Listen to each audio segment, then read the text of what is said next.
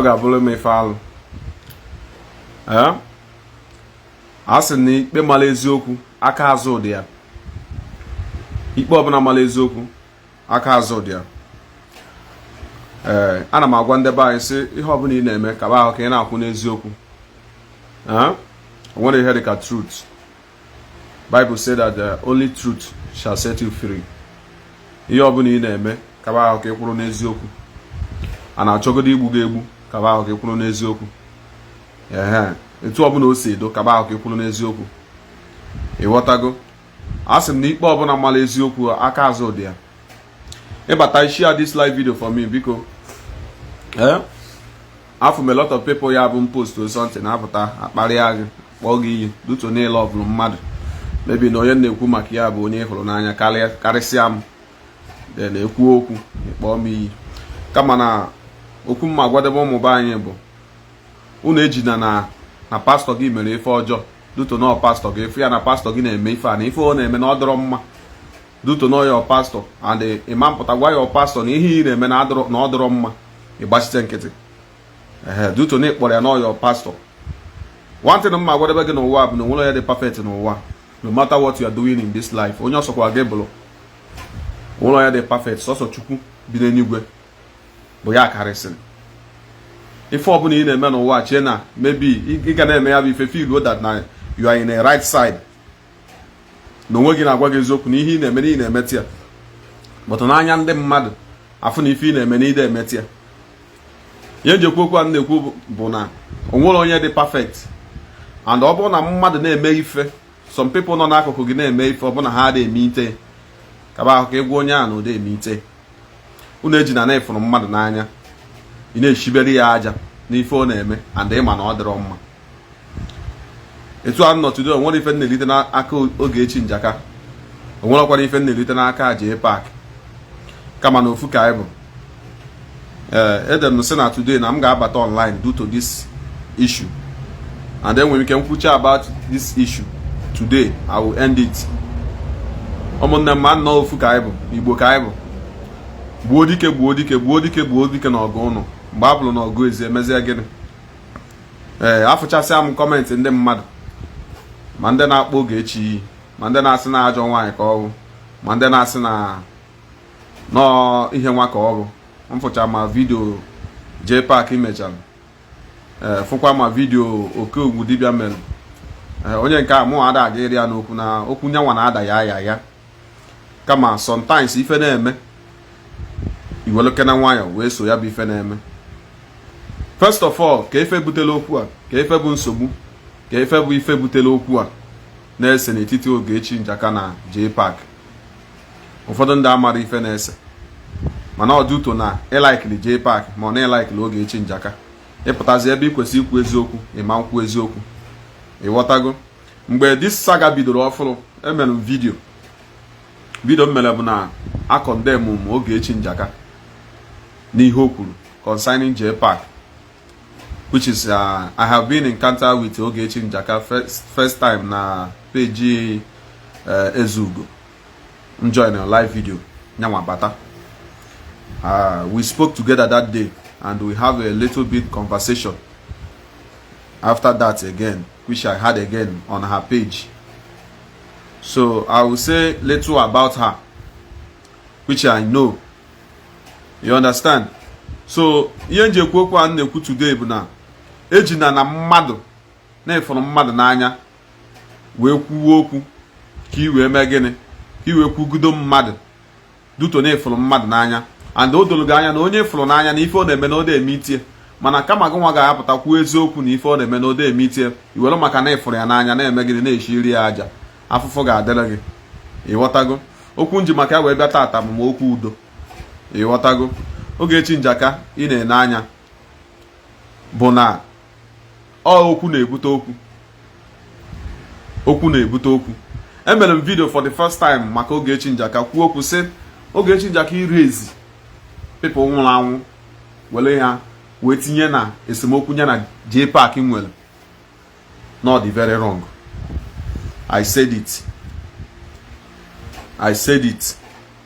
Ọ bụrụ na o nwere onye ọzọ nwere ike ịkpa afa wee mee ya bụ vidio I will support her. But if for that people want, especially Ifeanyi Uba, Ebe na Anambra State, Ifeanyi Uba is a great name. I said it.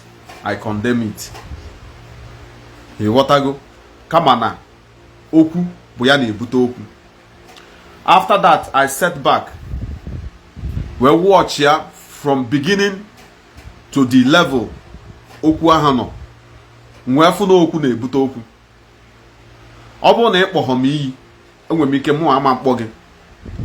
Ịghọtago? Na-efụta m asị ajọ mmadụ nwere ife mere nji bụrụ ajọ mmadụ.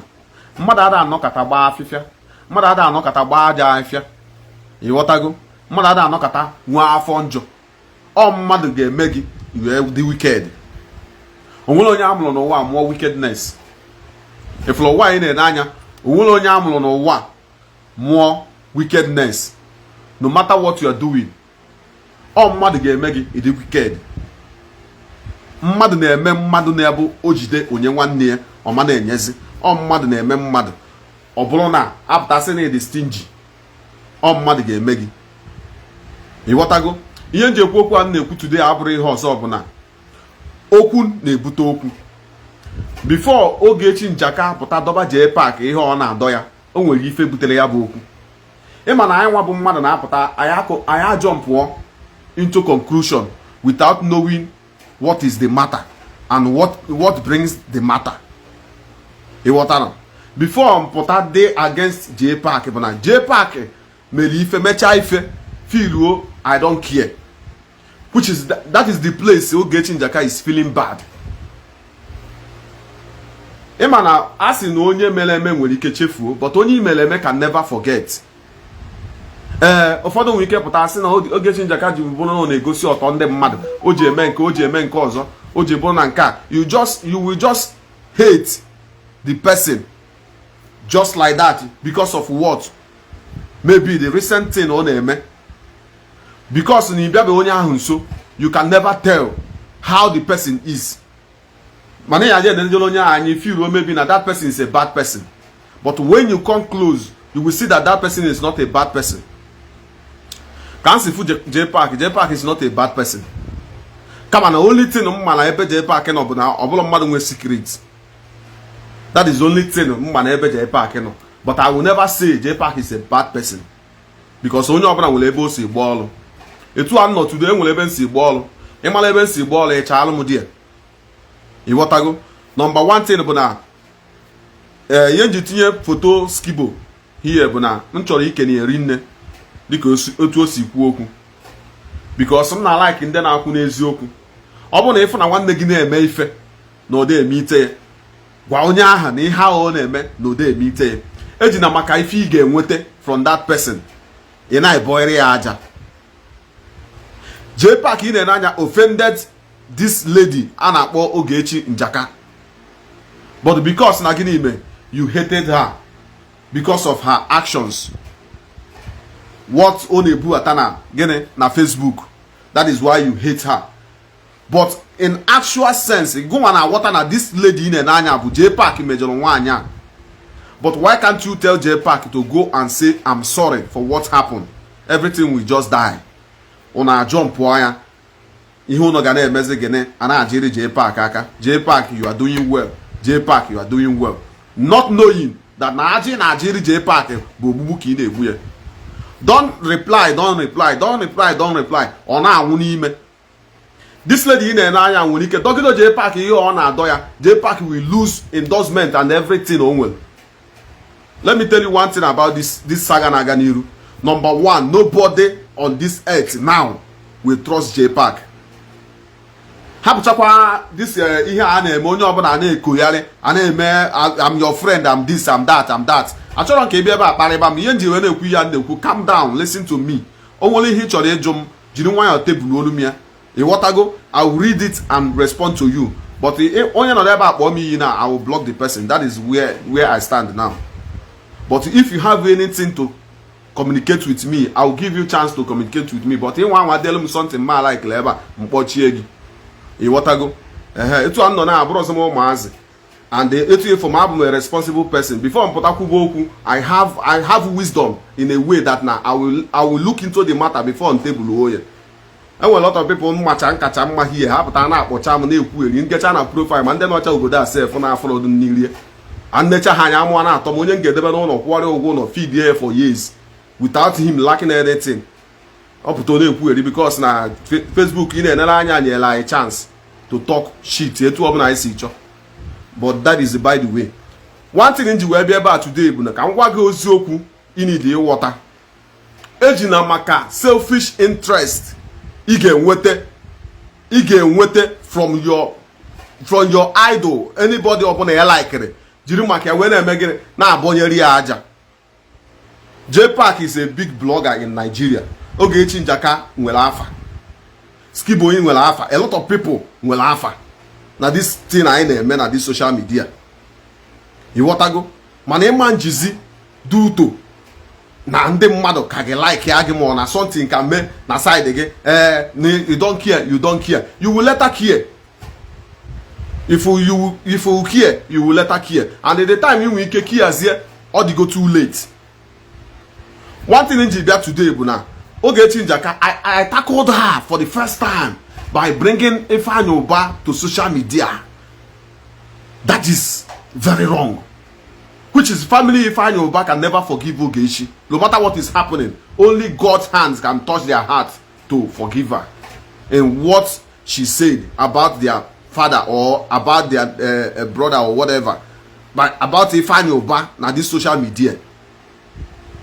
What you know? Ọ bụrụ na mmadụ nwee okwu with you, I will advise you to go straight to that person. But in a way, because okwu anyị na-anya na-ese, but I want to put here no saga. It's a normal Facebook thing. But the way nsi afọ ihe watch is na mwe Jozika blog say this thing, because the way nji afọ this thing is more than what you are thinking. Because I want to put the blogger na foot if maybe they are just doing it. I will were na agbal followers. I will were na agbal ego. I will were na eme nka. E what go? But in a way that this thing is causing damage. And I am notice here now. But Jpac in anya, instead of you calm yourself down, meet your Ogechi, see Ogechi, what is wrong? Can you hear say? Ogechi said that you bring her father's dead body's picture on internet, which is very wrong. You did that and you have forget. But now even never forget. She still have it in mind, and for the first time she start doing this, she table it for you. Say, see what you do to me. Before now, another thing pointing all these things. When I go and leave from the church, no nya ọbụna ya na Ogechi na-emekọ ife ya jirikwa nya mekwa nka ya mekwa nka na ndị nwere ndị bụ na ha kwadoro ogu ka ije gbuo onye obodo ka ije mee nka ka iweta address ka ime nka. You start saying a lot of things. My brother, advice in the today but number one, you got to put yourself together. You are a family man now, and you have a lot of responsibility. They want one thing or the other from you. I live fake love a lot. We are living fake love, whereby your friend or whatsoever will see something that is going to harm you. He's not gonna say it. He's not gonna tell you, my brother, do this for peace to reign. Okay, now this saga is going on now. See where he's taking you to. From you are a homo, from you are this, from you are sleeping with a man, from your this up to another level, which this thing is going to touch your brand. If you don't take care, you're gonna lose a lot. To be frankly speaking, I will be honest with you, my brother. Whether you like it or not, if you don't go down and say I'm sorry to this lady, let everything just go like that, you're gonna lose a lot if you don't take care. Because number one is that the names that she's calling now is the people that is the most people that is very closer to you and can give you endorsements and a lot of things that you need in life.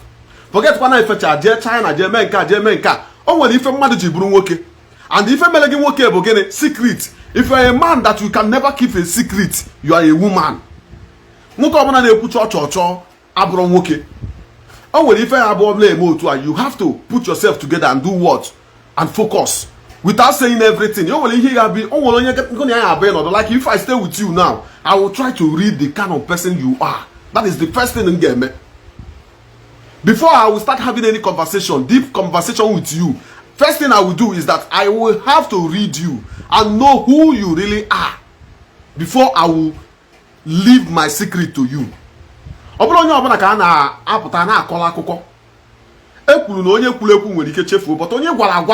we have it in mind. She called Skibo and the word Seaman Grover, and I'm very happy that this morning I woke up, I saw the video that Ogechi did to say sorry for what happened. The way she called Seaman Grover name in that issue, she pleaded for forgiveness. That is how somebody that have wisdom supposed to be doing. She say it unknowingly, based on I'm angry, I want to do you something that will pain you. That is what she's doing now. And if you don't take care, somebody that is very close to you that's supposed to tell you something that he knows, he will never say it. A lot of things a lot of things because man know whereby that I will tell you my secret, you can't keep it. Man know I will tell you my secret as a person, as a man, man to man. You as a man can never keep it.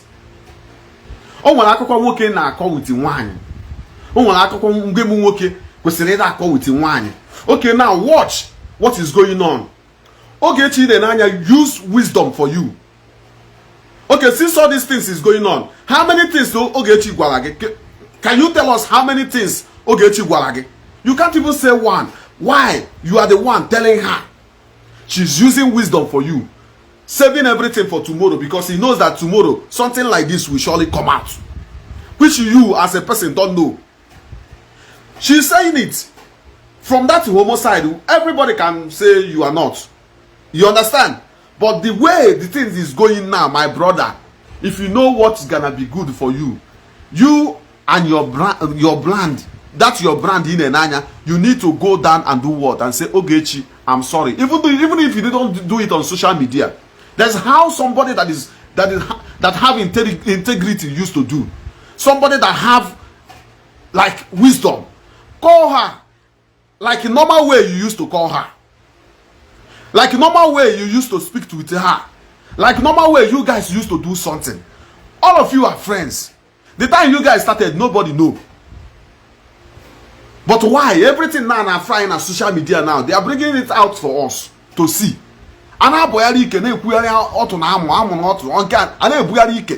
This thing she's doing now might not affect you as a man now.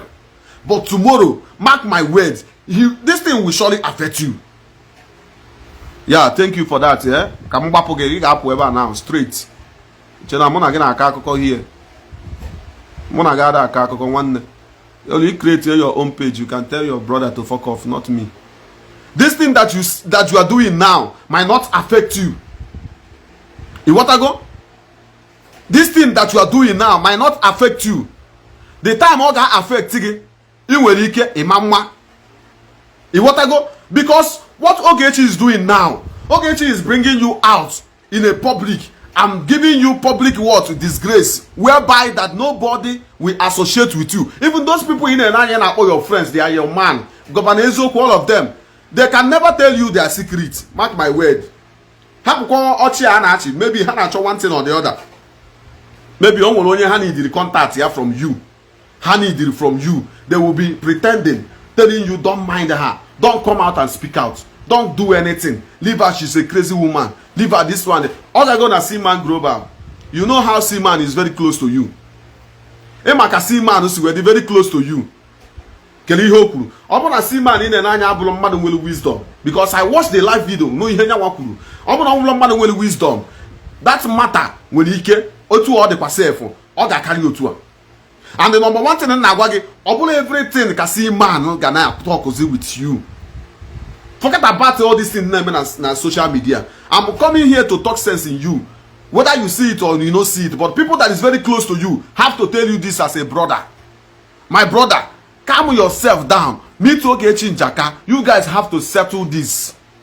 Forget about all this pushing. Your followers are pushing you. Don't beg her. Don't do this. She's a crazy woman. She don't know how to talk. Let me tell you. I believe in it. Let's forget about this social media stuff. You want to go? My advice for you as a man who I look up to, because me as a person, before I pay this page, I look up to you. And I'm telling you something as a brother. It's better you do it now. Not the time is gonna be late. As in onye kwuleku na-echefu, but onye agwara agwa na-echefu. Onye kwuleku na-echefu, but onye agwara agwa na-echefu. Because I can tell you something now on a way that now I'm angry. I will just speak it. You understand? But you warrior, but you can never forget it. In a way, maybe almost he get maybe mona gonna be so oku. Ichirukwazi obi oku ahi nwere no. Iwa ahi na enwere mo that time o mele ife ha. Do to na mona get kana na mma that time. You will use it and backfire me. You will use it, I choose me bomber to bomber. And all you na now. You brought out Ogechi's father's body picture or whatever. You put it online. You did about Ogechi's saga. He creates a content. Well, we actually because that is selfish interest. There are a lot of people in our saga here. They can never go in and sleep. And when I'm going about Ezobi, a lot of people, a lot of people. You better to Ndesayon, all those kind of things, my brother. You'll be doing it in a way. I want to do it. I want to do this because I'm doing it. A Christian. A Christian.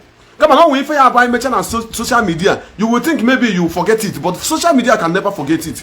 On a video I mentioned the other time, say a long time ago. I'm not gonna feel trend on my page.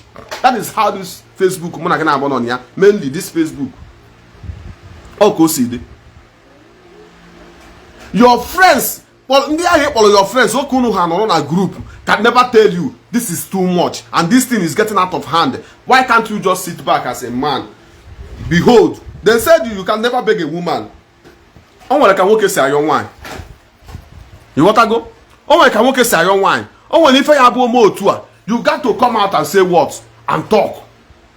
Don't beg woman, man, don't beg woman. But this woman, I promise you, if you don't take care, Ogechi again ebe ikwesịrị ịnọ. Onwe ihe bụ na nwoke enweghị nwa secret and do etu aka ọ dị now. Get ntị ka ihe Skibo kwuru. Get ntị ka ihe n'ihe o kwuru. I can never use because na m hụrụ gị n'anya or na m like gị. Njiri na akwa ele gị ọkụ, jiri na enyela na esuru gị atịkpa. Duto na gị n'imele na m hụrụ gị n'anya. Why na m ma na ị na-ele ule? A sị na abụzụ na-agba ọkụ, ife nwa na-agba ọkụ, ọ sị na ya na-esha mmanụ na-eme. O nwere ka ife ya abụọ mekata otu a jirikwa nwa butuo onwe gị ana malụ ka ị ga-esi wee sọfụ anya ihe niile abụrụ trending a na-asị na trend nọkwa level ihe a na ha aga na ihe niile abụrụkwa trending o efere ihe anaghị eme na ado. This is not trending because this thing is out of hand now. Whatever ihe na-agwa gị ihe a abụrụzi trending ọ pụgo na trending and that is why mụ ada blogs ya ana m apụtazi ekwu okwu about this matter. And this live video might be the last thing I'm going to keep on this issue again. I will just close it. Come on, I want them and nobody will tell you this. You got to put yourself together. Only a brand in a protect. And which is they're gonna have a make when you can have trust those contacts in a singing well. And when I'm contact, one day.